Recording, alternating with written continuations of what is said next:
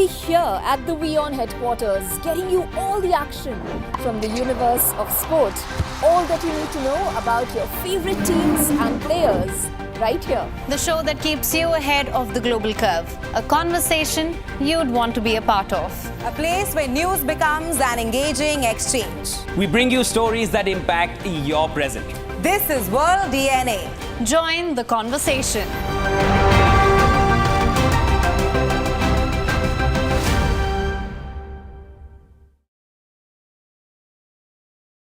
WION, India's global voice, the channel that brings you the biggest stories from across the world through India's lens.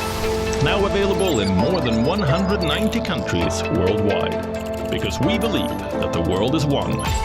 Watch us in Africa, Europe, USA and Canada, South America, Asia Pacific, Middle East and North African regions. Also available on these digital platforms across the world. WION. World is one.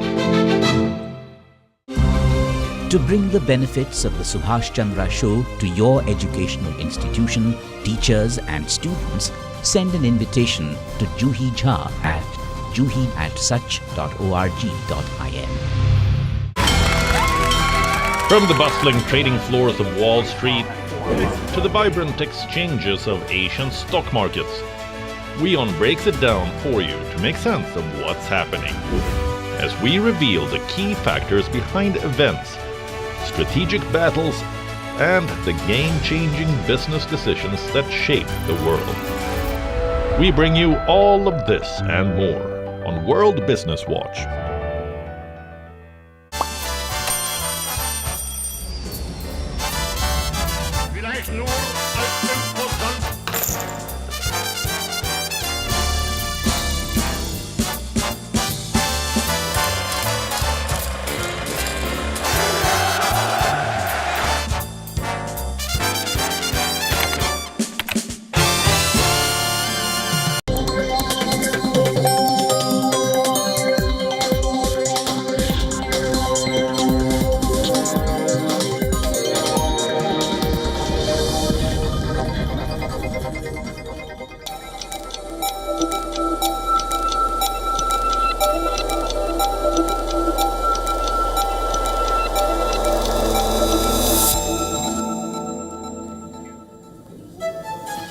Hello and a very warm welcome. You're watching Gravitas with me, Molly Gambhir. Let's get started.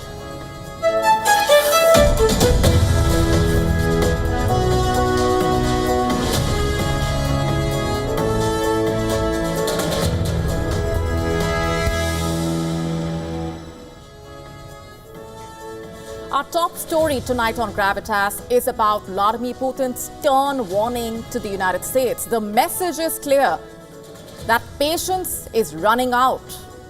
Is an escalation inevitable? How long before Russia's patience completely runs out?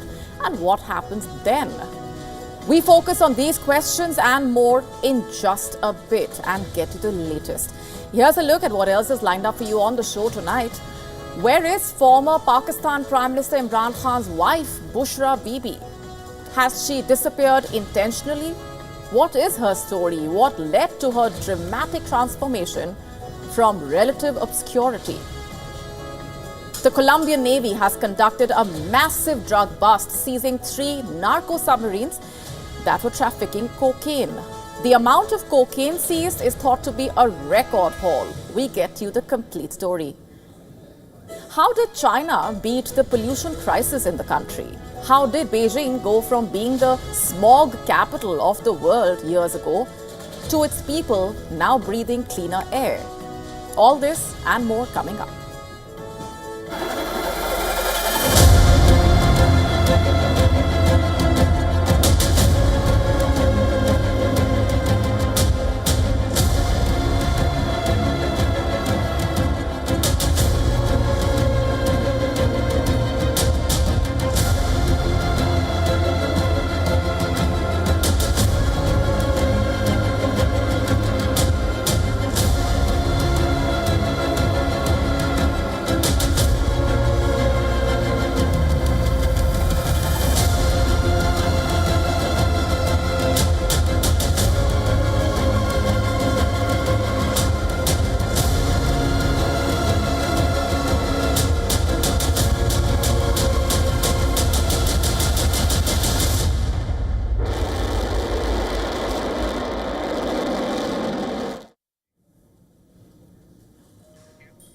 Our top story tonight on Gravitas is about Russia, rather Putin's revived Russian superpower. It has warned the United States. The message is clear. We are losing our patience.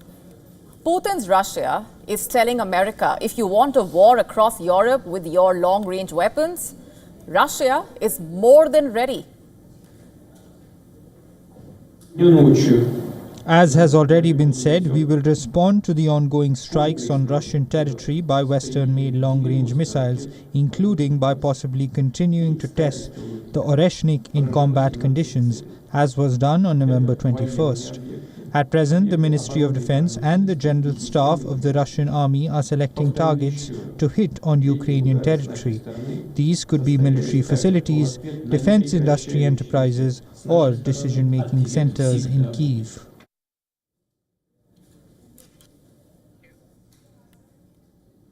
Earlier, Russian Foreign Minister also delivering a similar warning. In fact, Lavrov made it clear that Russia's patience has limits and will not last indefinitely. Between Putin and Lavrov, the message to America is straight and clear. Do not test Russia's patience. And as for Putin, how do you decode what he's saying? Remember, Putin was a former KGB agent. He has watched as Soviet Union collapsed. He watched the economic crisis that followed. He watched as historical Russia disintegrated. He watched as Russia became a laughingstock in a way. And today, he is daring America.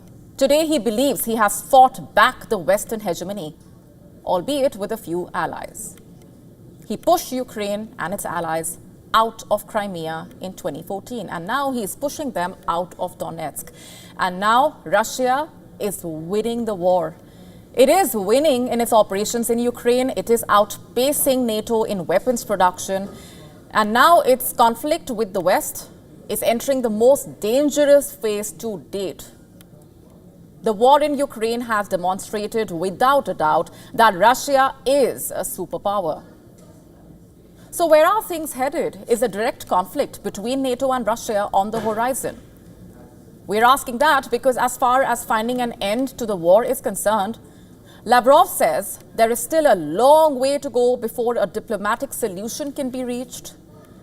Russia blames the West and its continued support for Ukraine for the ongoing escalation of the conflict. They accuse the West of delaying Ukraine peace talks, and judging by the current situation on the battlefield, any political or diplomatic settlement of the crisis seems like a distant dream. Look at what's happening in Ukraine. Today, Russia has launched attacks on energy facilities in western Ukraine. They have also targeted the city of Lviv. This large-scale attack has significantly impacted Ukraine, leaving about 1 million people without electricity. Ukrainian officials saying that the Russian assault involved many powerful weapons, specifically cluster munitions. Russia also claims to have successfully destroyed 25 Ukrainian drones overnight. And if the firing of the new hypersonic missile Oreshnik was not enough, Russia is reportedly preparing to deploy its Sarmat ICBM for operational combat duty. And if that is true, it will be bad news for Ukraine. You see, Russia's Sarmat missile is a next-generation intercontinental ballistic missile, ICBM. It's so powerful that it has been nicknamed Satan II. It has a range exceeding 18,000 kilometers and can carry up to 10 heavy nuclear warheads. The Sarmat is capable of striking targets globally with devastating precision. It can reportedly destroy targets in a single strike. If reports are true about Russia readying the Sarmat, it would mark a significant escalation in Russia's military capabilities. Is this what Lavrov meant when he said that Russia's patience is running out? Could the West provoke Russia enough to unleash the Satan II ICBM? What is Russia thinking of doing, really? Russia has been warning the US and its allies for months now that if they give permission to Ukraine to strike deep into Russian territory with Western-supplied missiles, then Moscow will consider it as a major escalation. Yet, Zelensky has urged the West to cross and disregard Russia's so-called red lines. Some Western allies have also urged the United States to do just that. And as far as Putin is concerned, there is no room to back down. This conflict has been presented to his citizens, after all, as a crucial struggle for Russia's very survival. This means he will heighten the stakes with every escalation from the West. Putin's tough talk is not just empty rhetoric, it is accompanied by action. Remember, last week he confirmed the use of the new intermediate-range missile Oreshnik. For Moscow, this response is a necessary one against what it deems Western aggression. It's a chilling message that Western Europe is also within striking distance. And if that wasn't enough, Russia has also lowered the threshold for nuclear weapon usage. Ultimately, Putin's message to America is absolutely clear. A broader conflict could be imminent if the West fails to change its policies. It's clear Russia is not in the mood to hold back. Will the West heed Putin's warning is the question, or will they provoke Russia into a major escalation, perhaps even by firing an ICBM? आप हमारे पास नहीं आ जाएंगे, हमने इस मार्च को खत्म नहीं करना।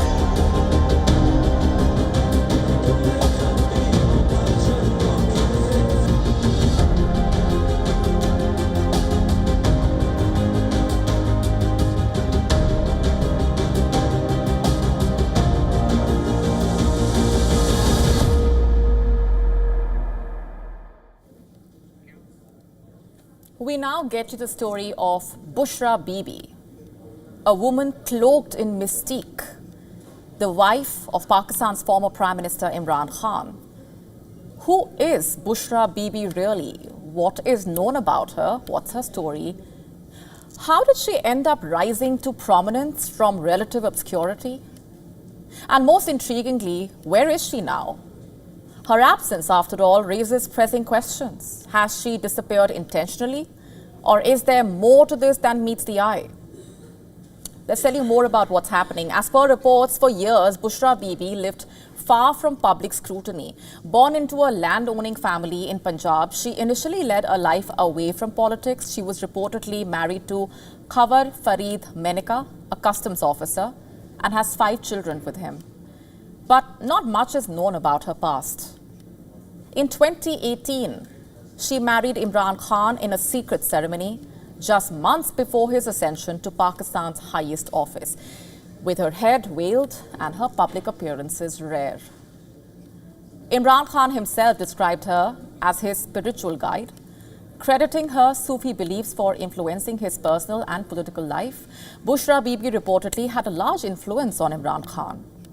As per reports, from her Sufi-inspired guidance to the spiritual practices, her presence shaped Khan's public and private decisions. Khan's embrace of beads, a symbol of spiritual protection, can reportedly be traced back to her advice. She continued to largely remain an enigma during Khan's tenure as Prime Minister, barring a few public appearances in Saudi Arabia. She was rarely seen on the political stage. Bushra Bibi's story, though, took a sharp turn after her imprisonment early this year. Convicted alongside her husband, Imran Khan, on corruption charges, she served 9 months in jail, a period that, far from diminishing her influence, reportedly seemed to amplify it.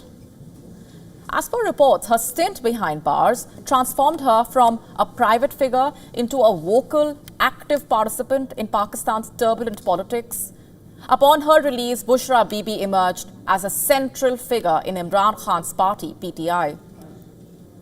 Her newfound role saw her leading protests, addressing massive crowds, challenging the government's authority.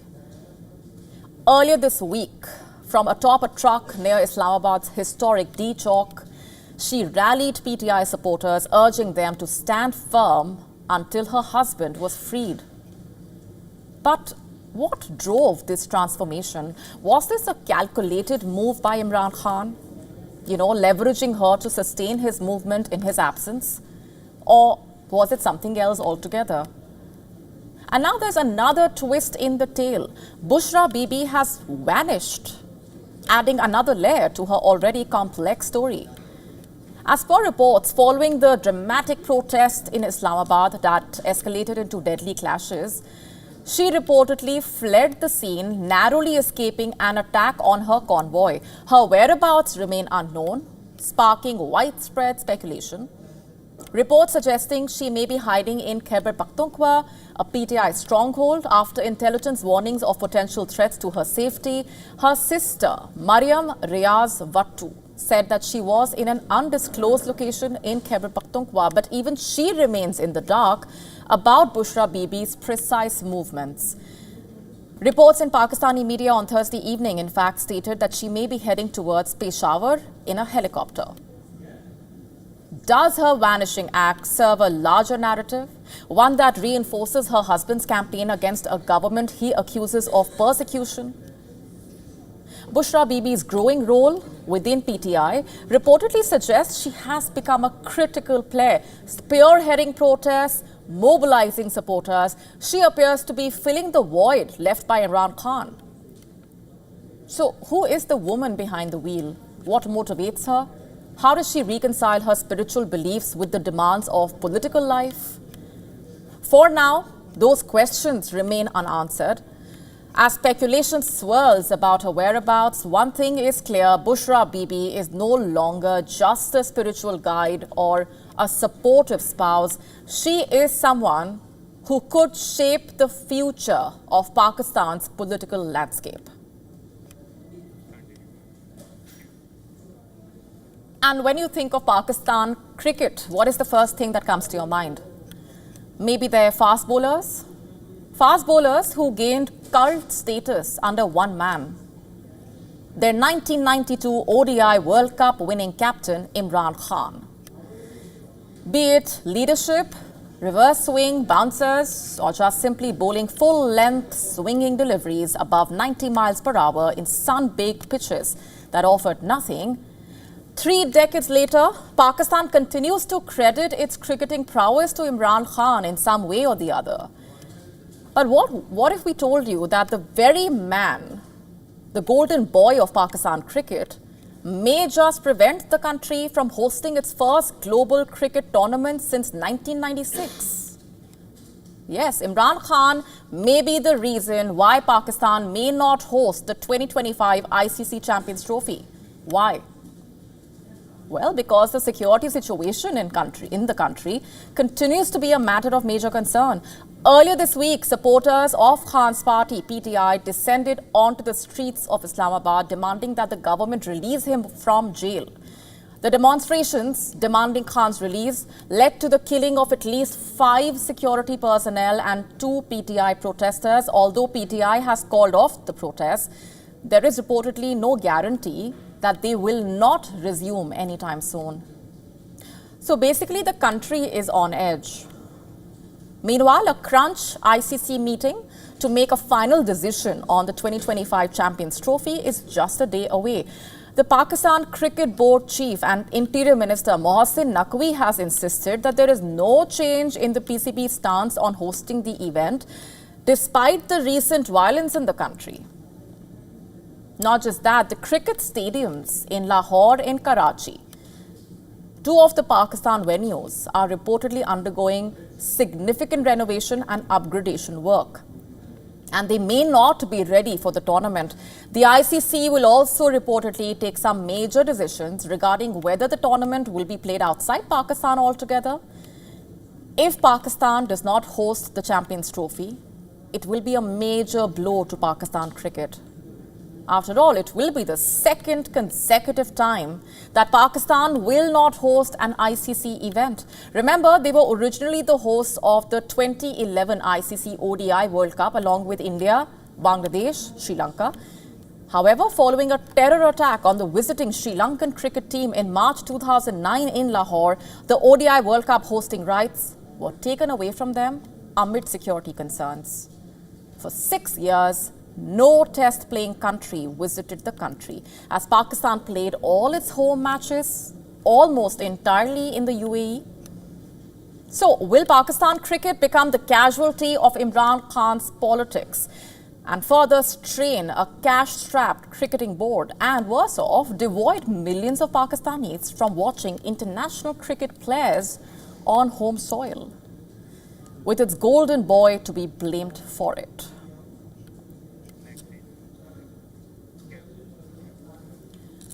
Just 35 hours after the Israel-Hezbollah truce was announced, Israel has claimed the ceasefire has been violated.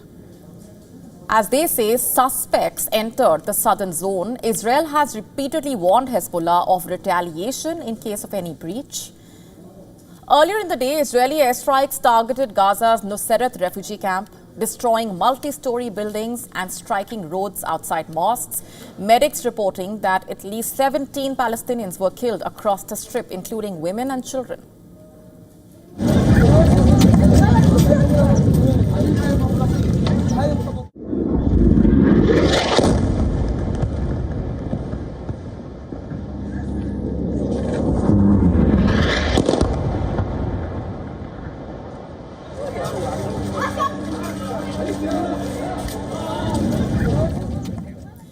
According to Gazan officials, Israel's 13-month military campaign has resulted in over 44,200 deaths. Nearly every resident has been displaced at least once. والله كانت حلوة الحمد لله كنا عايشين مستقلين. Life was beautiful, thank God. We were living independently. Now there's nothing beautiful, it's all gone. Our houses are gone, our brothers are gone, no one is left. No one hardly secures their daily food and one meal a day. We can't even get bread. اليومية وطقة واحدة باليوم بس. While in Jerusalem, around 1,000 protesters took to the streets, demanding a ceasefire in Gaza. Hopefully we will hear good news and make some kind of a difference, because every day is horrible hell for them and for their families. We can't compare it, but we're all in this horrible hell of no values and of them being in a horrible condition and not being able to help them. The Israeli military says it carried out a strike in southern Lebanon this morning, which it says was a warning shot. It is the first reported drone strike since a ceasefire between Israel and Hezbollah came into effect early yesterday. Israeli military, which is still deployed in Lebanon, vows to act forcefully against any violations of the ceasefire. The agreement between Israel and Lebanon calling for an initial 60-day halt in fighting between Israel and Hezbollah. Hezbollah forces would leave their positions in southern Lebanon and retreat north of the Litani River, which runs more than 30 kilometers north of the border with Israel. Israel, meanwhile, will withdraw its forces from Lebanon over a period of 60 days.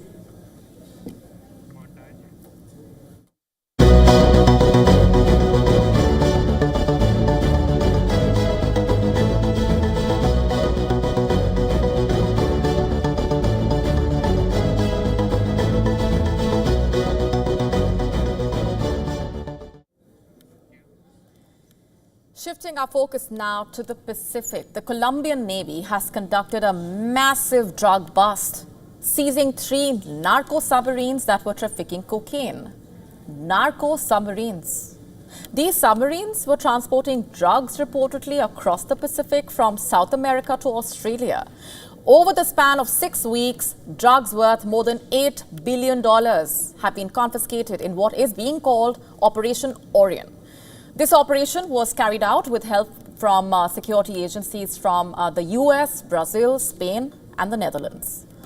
The drug bust led to the seizure of 225 tons of cocaine and the confiscation of more than 1,000 tons of marijuana. More than 400 individuals have been arrested as a result of this operation, and the amount of cocaine seized is thought to be a record haul. Police forces used aircraft, helicopters, frigates to intercept the illegal shipments.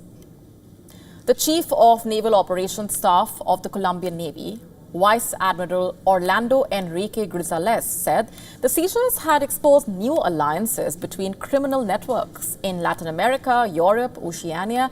Today, they are organized networks that associate, not a pyramid structure like the old cartels, quote unquote. One of the intercepted submarines was found off the coast of Clipperton Island.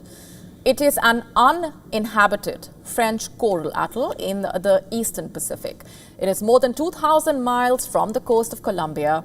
It is thought to have started its journey from Tumaco, a Colombian Pacific port city, on its 4,000-mile journey direct to Australia. This particular submarine was carrying 5 tons of cocaine and had enough fuel to reach Australia. Its capture revealed a new drug trafficking route. Previously, Colombian sailors discovered 2 other similar vessels heading to Australia. Narco submarines are typically not fully submersible. Instead, they are ultra-low profile vessels that sit so low in the water that they are nearly undetectable by radar.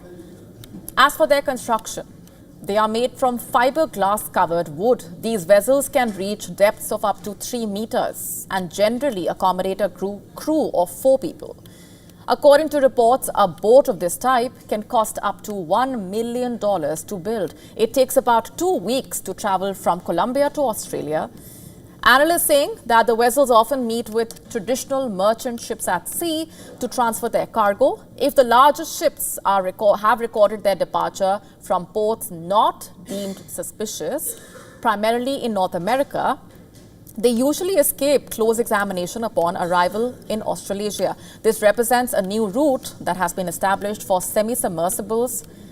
You see, Australia is emerging as an increasingly big and profitable market for cocaine traffickers. A shortage of the drug has resulted in its street price soaring to at least $240,000 per kilo. This is about 6 times higher than its cost in the US. Only in the Gulf states, where convicted drug traffickers face capital punishment, are higher prices typically reached. Now, the head of the Colombian Navy's anti-narcotics unit has said that with the success of the investigation, thousands of deaths will be avoided, significantly diminishing profits for drug cartels. On to Bangladesh now. Ousted Prime Minister Sheikh Hasina says the top leader of Hindu community has been unjustly arrested. He must be released immediately. In a written statement attacking the Muhammad Yunus interim government, saying that the current power grabbers are showing failure in all areas, she says that she strongly condemns these tortures directly and indirectly on common people.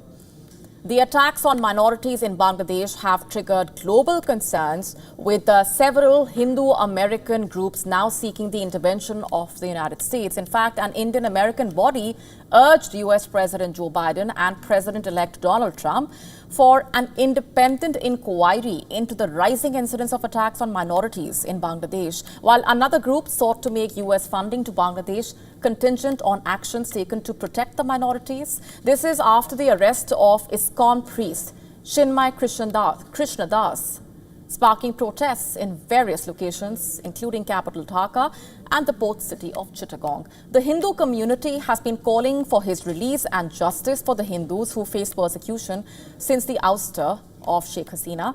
And amid the condemnation, Bangladesh's Attorney General, in an affidavit filed in the High Court, called ISKCON a religious fundamentalist group.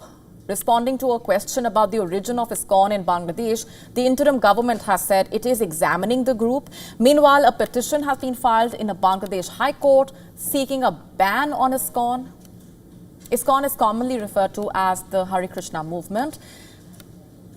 It was founded in New York City in 1966. ISKCON's main headquarters is in Mayapur in the Indian state of West Bengal. It claims approximately 1 million members globally. It has over 650 temples and centers of Vedic value education across 6 continents of the world.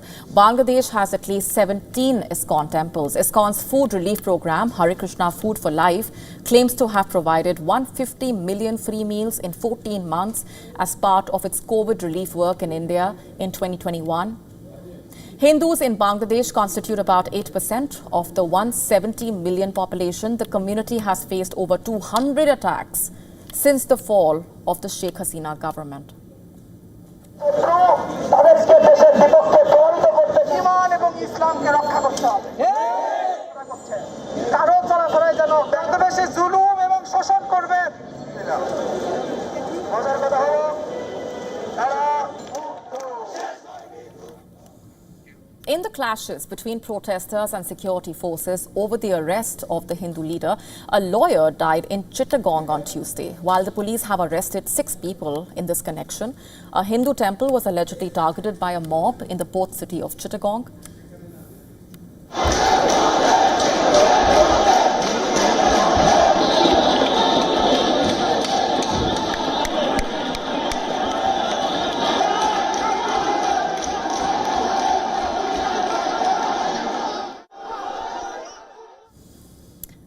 Meanwhile, the deaths of 4 members of a Hindu family stirred up the tensions in Bangladesh's Kishorganj district. The police recovered the bodies from a rented house in Rani Bazar area and sent them for autopsy. According to the police, they are investigating whether this is a case of murder or suicide. Meanwhile, the government of India has voiced serious concern over the recent incidents of desecration and vandalism targeting Hindu temples and deities in Bangladesh. In a statement to the Parliament, the Minister of State for External Affairs highlighted these troubling developments and reiterated India's call for ensuring the safety and security of Hindus and other minorities in Bangladesh.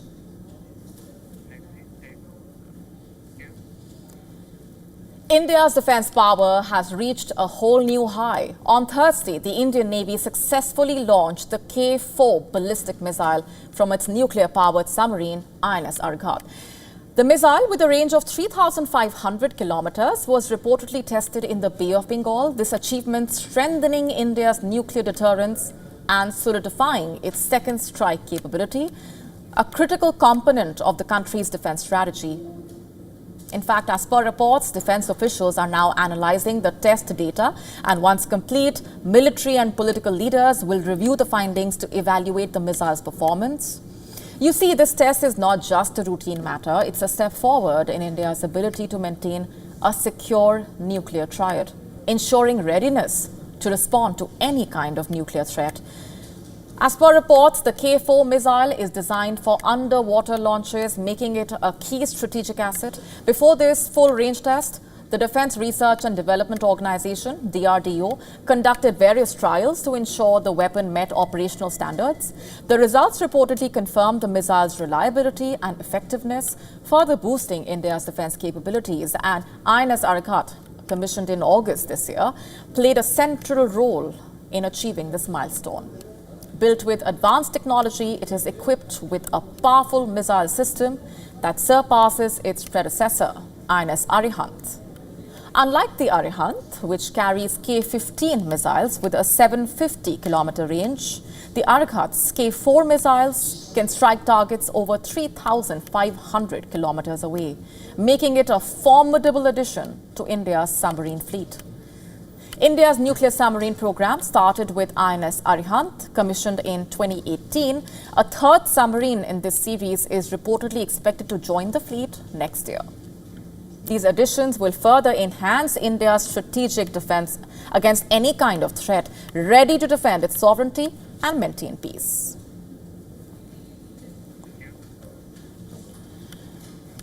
A Chinese commercial vessel, the Yipeng 3, is under investigation for suspected sabotage of 2 critical data cables in the Baltic Sea. The incident has sparked massive concern about the security of critical infrastructure in Europe and heightened tensions between Beijing and the European countries. Investigators suspect that the crew of the Yipeng 3 bulk carrier deliberately severed 2 critical data cables last week, as its anchor was dragged along the Baltic seabed for over 100 miles. The internet cable between Lithuania and Sweden was severed on the 17th of November at around 10 a.m. local time, while the Sea Lion 1 cable connecting Finland and Germany was damaged just a day later on November 18. Following the incident, the Danish Navy ships pursued and intercepted the Yipeng 3, ultimately forcing it to anchor in the Kattegat Strait, which connects the Baltic and the North Seas. Investigators saying the ship's transponder shut down during the incident. and a review of the vessel's anchor and hull showed damage consistent with having dragged its anchor and severed cables. The incident has prompted increased surveillance and security measures in the region, with NATO ships monitoring the Chinese vessel. While China has denied its involvement in the incident, Russia claimed that any link to it was absurd. According to the Wall Street Journal report, investigation is now centered on whether the captain of the Chinese-owned vessel, which departed the Russian Baltic port on November 15, was induced by Russian intelligence to carry out the sabotage over Europe's support of Ukraine. Under international maritime law, NATO ships cannot force the Yipeng 3 to sail into one of their ports. Swedish and German authorities are negotiating with the ship's owner to obtain access to the vessel and question its crew. German police also dispatched the Bamberg, a patrol vessel, to investigate one of the incidents with underwater drones. Swedish and Danish ships have also examined the sites on the seabed. At a press conference alongside his counterparts from Denmark, Estonia, Finland, Latvia, Norway and Sweden, Poland's Prime Minister said that he wanted to create a Baltic Sea policing mission to protect infrastructure after 2 Baltic Sea telecoms cables were cut last week. We share the assessment of the security situation, including concern for critical infrastructure and strategic resources along the Baltic Sea. We need new tools and ambitious means to counter threats. This is why I propose today to create a Baltic Sea policing mission in the Baltic Sea. While the Swedish Prime Minister vowed to stand against Russian aggression in the Baltic Sea. Everybody desires peace in Ukraine. Everybody except for Russia. Together we will act to constrain, to contest and to counter Russia's aggressive actions in the Baltic Sea, in Ukraine and beyond.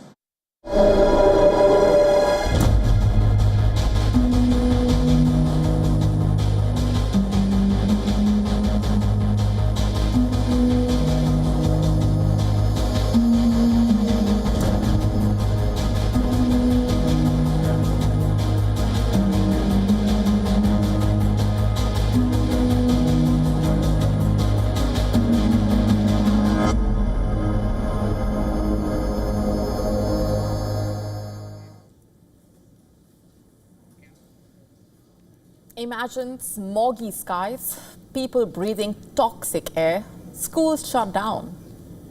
Now, that has been Delhi's unfortunate reality year after year. It's a nightmare playing on loop when the pollution levels shoot up. But what if I told you that China was also going through something quite similar in 2013? In fact, let's just rewind a bit further and take you back to 2005. Beijing was regarded the smog capital of the world. Reports suggest over 2.6 million people lost their lives due to air pollution that year. Let that sink in. However, years later, a lot has changed, with reports suggesting that the people of Beijing are breathing cleaner air as compared to earlier. According to a report in the Lancet Planetary Health Journal, around 12,000 people die from air pollution in Delhi each year. 12,000. On November 19, Delhi's AQI, or Air Quality Index, reached 750 reportedly. That's not all.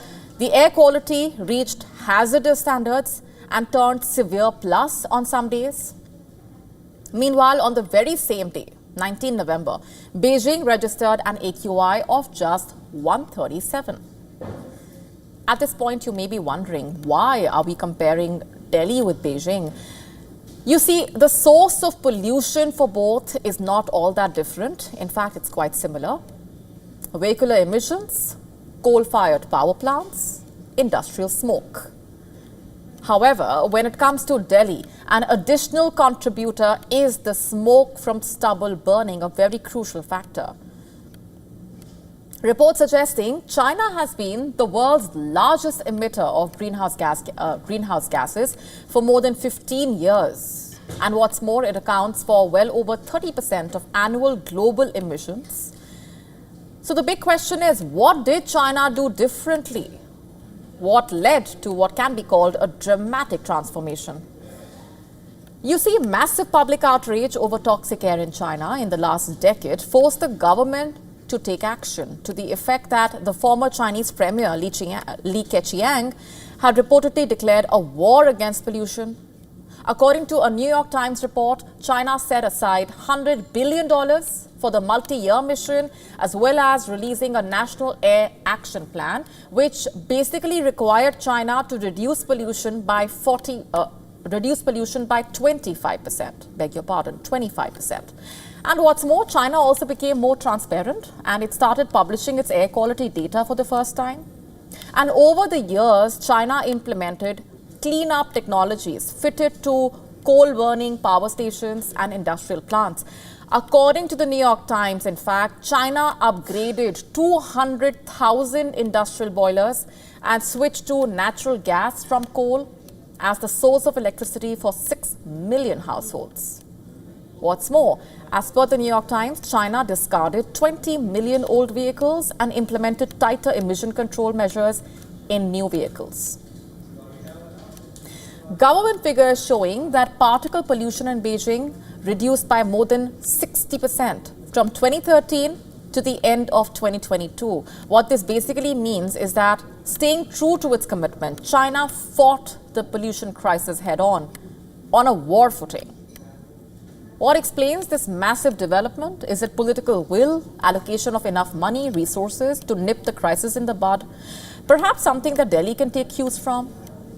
You see, even as the government took steps to combat the pollution crisis, including emergency measures based on the Graded Response Action Plan, or GRAP, or the odd-even plan for that matter, to limit the number of vehicles on the roads, among other measures, it simply has not been enough, given the magnitude of the crisis, which needs a more proactive stance.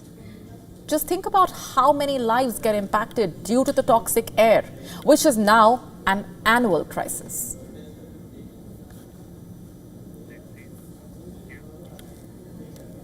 A big embarrassment might be on the horizon for UK Prime Minister Keir Starmer, as his deal to hand over the Chagos Islands to Mauritius could go down the drain. Reports saying the incoming Trump administration might veto the deal. The British Prime Minister, in fact, is facing a double whammy, as his Mauritius counterpart has requested for more time to study the deal. Officials from Trump's administration have opposed the deal, owing to security concerns for the West. Earlier, the Mauritius Prime Minister slammed the deal, as it still allowed the US and the UK to use their air bases on the Chagos Islands in the Indian Ocean. And Prime Minister Ramgoolam's government will decide upon whether to stick on with the deal or disband it in their first cabinet meeting set to take place on Friday. Meanwhile, Starmer's National Security Advisor, Jonathan Powell, will be leaving for Washington in a bid to deter Trump from vetoing the deal. According to reports, members of Trump's team are hoping that the British Prime Minister will not hasten the deal prior to the former's inauguration as president in January. Back in October, Trump's pick for State Secretary Marco Rubio warned that the deal could entail a serious threat to US national security, with China potentially establishing a rival base on the island. And amid this cloud of controversy, Tories' Shadow Defence Secretary James Cartledge has said that Prime Minister Starmer could face total humiliation if the deal collapses. However, UK Foreign Secretary David Lammy has expressed confidence that both Mauritius and the Trump administration will agree to the new agreement.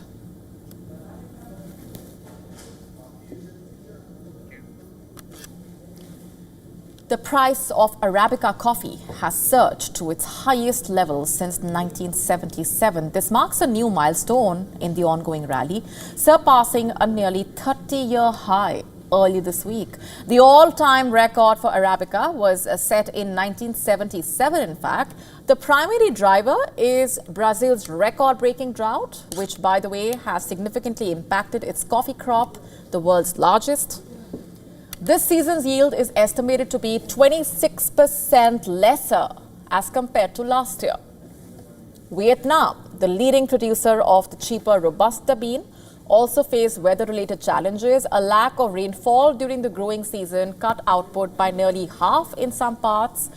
And beyond the weather conditions, geopolitical and logistical challenges are also adding pressure to the coffee prices. Disruptions to shipping in the Red Sea, potential US tariffs, future European Union deforestation regulations have further complicated the global coffee supply chain. Despite recent rainfall in Brazil sparking optimism with an excellent flowering for the next cycle, farmers remain cautious, selling only what is necessary.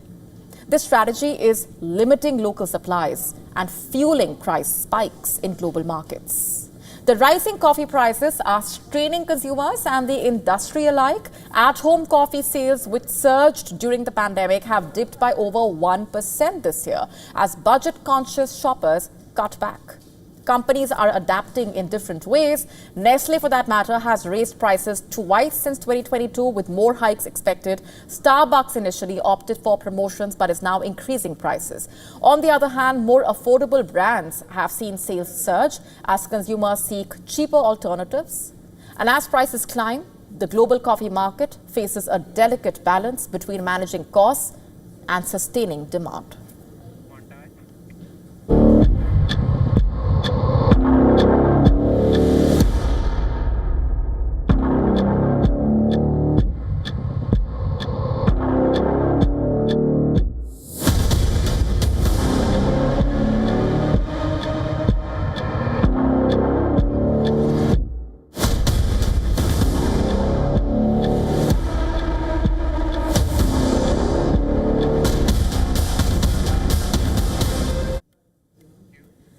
The world is witnessing adverse weather conditions, from heavy rainfall to widespread floods to landslides to record snowfall.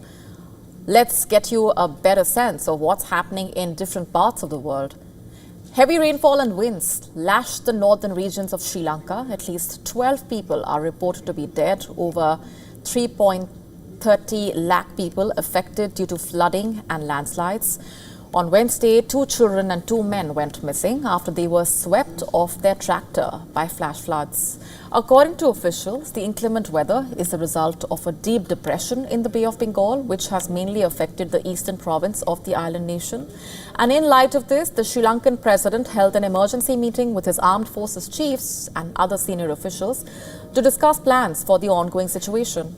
Meanwhile, rescue teams in boats, military vehicles and helicopters have been deployed to rescue those stranded. In Indonesia, residents in Jakarta had to wade through the water after flash floods hit the city on Thursday. Local media reporting that 51 neighborhood units were submerged in the floodwater and water levels reached 2.6 meters in the worst hit parts. Last week, Indonesia's North Sumatra province was hit by torrential rainfall, causing flash floods and landslides. At least 27 people have lost their lives as rescuers continue to search for the missing. Meanwhile, in India, Cyclone Fengal is expected to hit anytime soon. According to reports, a deep depression is expected to intensify into a cyclonic storm. The storm is likely to make landfall between Karaikal and Mahabalipuram in India's Tamil Nadu region. It is bringing heavy rainfall over the coastal areas. At least 5 people have died after heavy snowfall blanketed South Korea for a second day. According to reports, the snowfall was the 3rd heaviest in Seoul, the capital, since records started in 1907 and a record for the month of November. More than 40 centimeters of snow piled up in parts of Seoul. What's more, the bad weather caused traffic snarls, knocked out power in many parts, as well as led to the cancellation of 140 flights. Lastly, visuals from North Korea, where the first snow of the year fell across Pyongyang and surrounding regions, with some areas experiencing heavier than usual snowfall. As per experts, while the first snowfall in Pyongyang typically occurs in early November, this year's snow came later than usual and was relatively heavy. Footage aired by North Korea's state-run media showed a thick layer of snow covering the streets and buildings.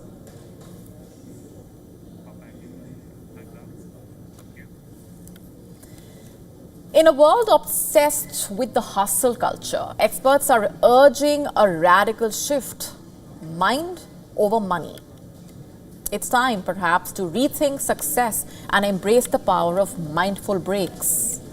Find out why stepping back on weekends might be the key to working smarter and attaining true peace of mind and success.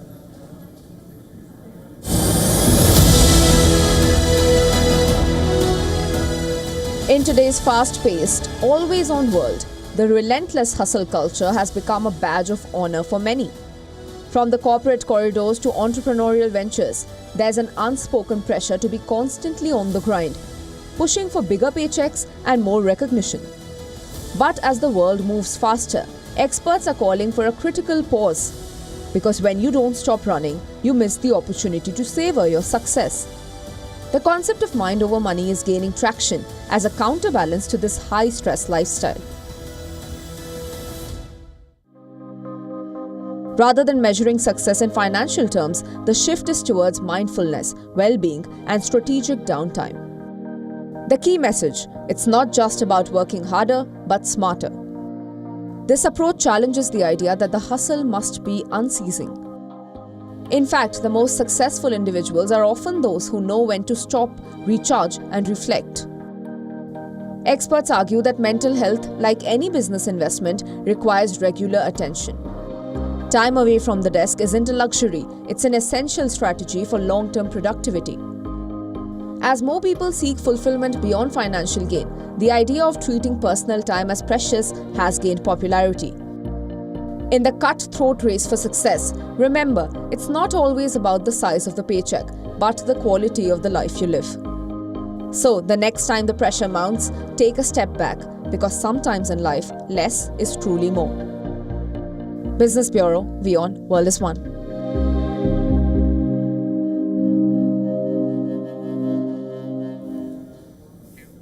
On that note, it's a wrap on this edition of Gravitas tonight. This is me, Molly Gampir, signing off.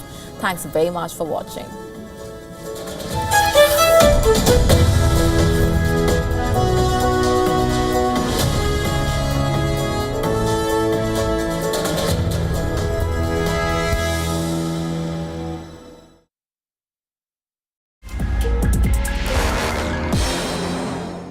I think this Beyond Business Masters is a actually great show for two reasons.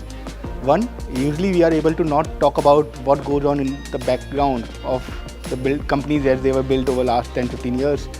And secondly, a lot of people at some point in their life, maybe thinking about whether they want to be in a job or they want to start their own companies. And it just gives them a perspective of some of the challenges that they may see as they take the decision.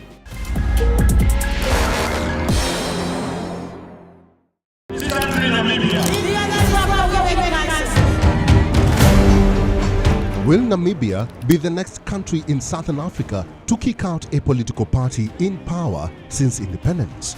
Namibians ponder over that dilemma as they gear up for the general elections.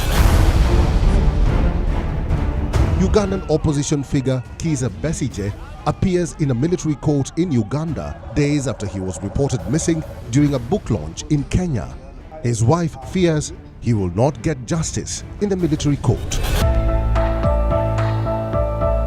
And in Cape Town, it's a baboon fiesta. Hundreds of Chakma baboons roam Cape Town's seaside village of Simonstown, creating a nuisance. That's this week on Wild of Africa, at these times on WION. Wild is One. Thanksgiving is the easiest meal to make. The Thanksgiving weekend puts everyone in a holiday mood, and we get you a list of movies to binge watch. Hi, this is Jessel Tank, and you're watching me on WION. Meet Jessel Tank, the Real Housewife of New York City, and know all about Hollywood stars and their journey to sobriety. All this and much more with me, Isha Hanspal, at these times only on WION E-Club.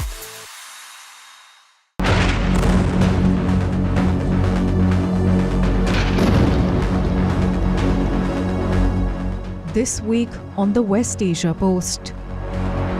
After over 13 months of war between the Hezbollah and Israeli forces, much-awaited ceasefire takes effect. Palestinians hope for Gaza ceasefire. After Lebanon truce, thousands of displaced Lebanese and Israelis return to their homes. How much has the IDF-Hezbollah war cost Lebanon?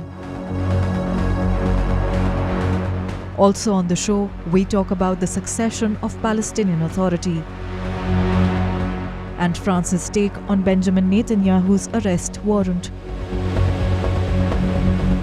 Watch the West Asia Post with me, Radi Francis, only on WION. World is one. The Earth is sending distress signals. Wildfires, droughts, and melting glaciers. Can we reverse the damage? Explore the harrowing effects of climate change. It's a wake-up call. Global emergency. Climate Tracker on WION World is One. From the bustling trading floors of Wall Street to the vibrant exchanges of Asian stock markets, WION breaks it down for you to make sense of what's happening. As we reveal the key factors behind events, strategic battles, and the game-changing business decisions that shape the world. We bring you all of this and more on World Business Watch. WION, India's global voice, the channel that brings you the biggest stories from across the world through India's lens. Now available in more than 190 countries worldwide. Because we believe that the world is one. Watch us in Africa, Europe, USA and Canada, South America, Asia Pacific, Middle East and North African regions. Also available on these digital platforms across the world. WION. World is one. To bring the benefits of the Subhash Chandra Show to your educational institution, teachers and students, send an invitation to Juhi Jha at juhi@such.org.in.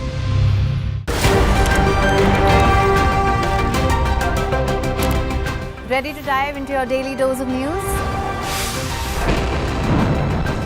Bringing you what's trending in the West and all that's setting trends in the East. And all of this served up with a side of insightful banter. We don't just bring you the latest stories. We bring you your talking points for the day. And while you do that, from the busy streets of New York, I will provide you with deeper insights on the developments through the course of the day in the US. And I will be here at the WION headquarters, getting you all the action from the universe of sport. All that you need to know about your favorite teams and players, right here. The show that keeps you ahead of the global curve. A conversation you'd want to be a part of. A place where news becomes an engaging exchange. We bring you stories that impact your present. This is World DNA. Join the conversation.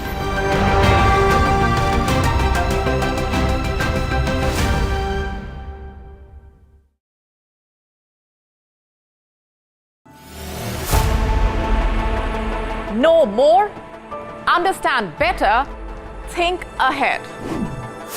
Hello and a very warm welcome. You are watching Gravitas with me, Molly Gambhir.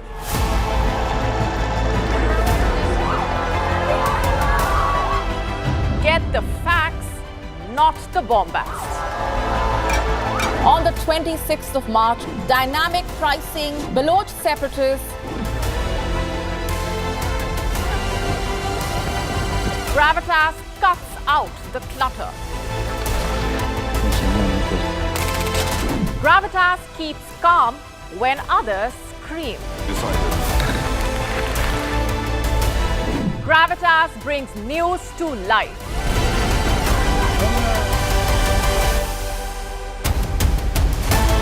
Weekdays 9 p.m. IST, 3:30 p.m. GMT. Gravitas. Seeing is believing. WION brings you a special business talk show where we bring forth the stories of business leaders. From breakthrough technologies to visionary leadership. We will unlock the trends, the tactics, and dive into the minds of the industry's most influential leaders. WION brings you this special series to uncover what drives them in a candid talk show, WION Business Masters.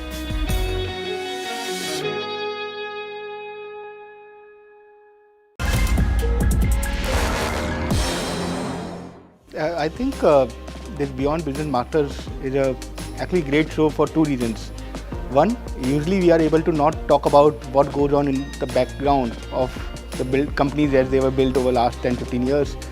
And secondly, a lot of people at some point in their life maybe thinking about whether they want to be in a job or they want to start their own companies. And it just gives them a perspective of some of the challenges that they may see as they take the decision.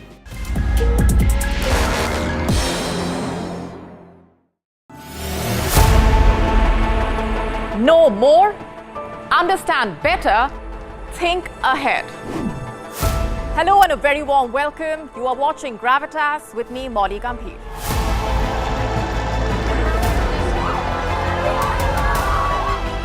Get the facts, not the bombast. On the 26th of March, dynamic pricing, Baloch separatists, Gravitas cuts out the clutter. Gravitas keeps calm when others scream. Gravitas brings news to life.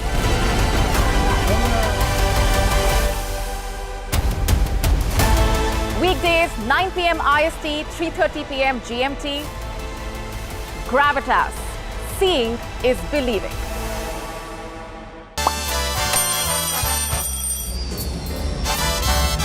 Vielleicht nur als 5%.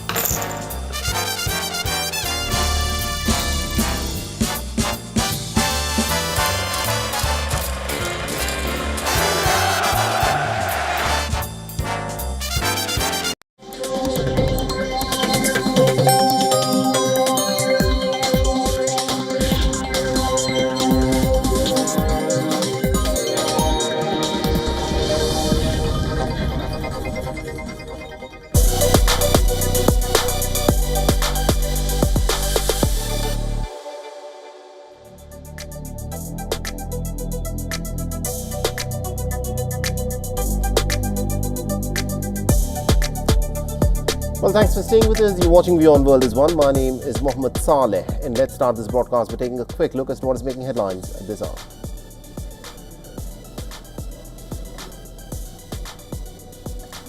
Now, speaking in Kazakhstan, the Russian President Vladimir Putin has said that the